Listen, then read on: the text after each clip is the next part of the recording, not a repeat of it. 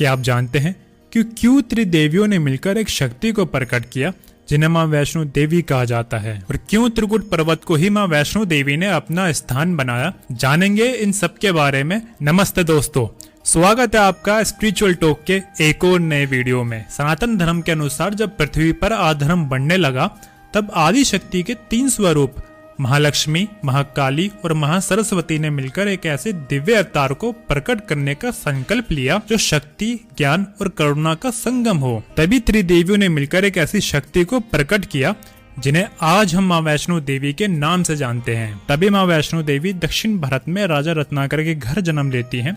इसके पीछे भी एक वजह होती है। राजा रत्नाकर और उनकी पत्नी संतानहीन होते हैं और माँ दुर्गा के परम भक्त होते हैं। कई वर्षों तक संतान प्राप्ति के लिए माँ दुर्गा की भक्ति करते हैं, कठोर तपस्या और व्रत रखते हैं। माँ वैष्णो देवी के जन्म से ठीक एक रात पहले माँ दुर्गा राजा रत्नाकर को सपने में दर्शन देती है और कहती है कि उन्हें एक पुत्री की प्राप्ति होने वाली है, और तभी वह उनसे एक वचन लेती है कि उस पुत्री की इच्छा और आध्यात्मिक राह में वे कभी बाधा नहीं बनेंगे।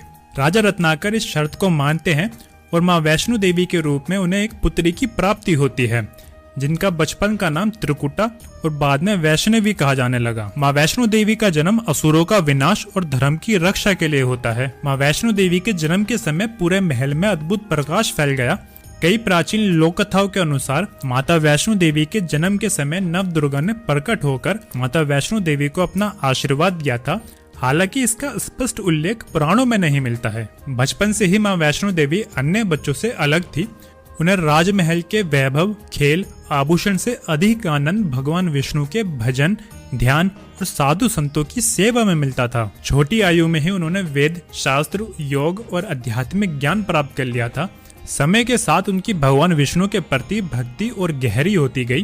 उन्होंने संकल्प लिया कि वे अपना संपूर्ण जीवन धर्म की रक्षा और भगवान विष्णु की सेवा में समर्पित करेंगी। युवा अवस्था में पहुंचते ही उन्होंने राजमहल का सुख छोड़ दिया और कठोर तपस्या आरंभ कर दी। वर्षों तक उन्होंने वन में ध्यान किया, क्योंकि उन्हें विश्वास था कि एक दिन स्वयं भगवान उनके सामने अवश्य आएंगे। उधर भगवान विष्णु त्रेता युग में मर्यादा पुरुषोत्तम श्री राम के रूप में अवतरित हो चुके थे। वनवास के दौरान उनकी यात्रा ऐसे स्थान पर पहुंची जहां माँ वैष्णो देवी तपस्या में लीन थी। आगे जानेंगे माँ वैष्णो देवी और श्री राम के बीच में क्या बात हुई और माँ वैष्णो देवी ने त्रिकुट पर्वत को अपना निवास स्थान क्यों चुना।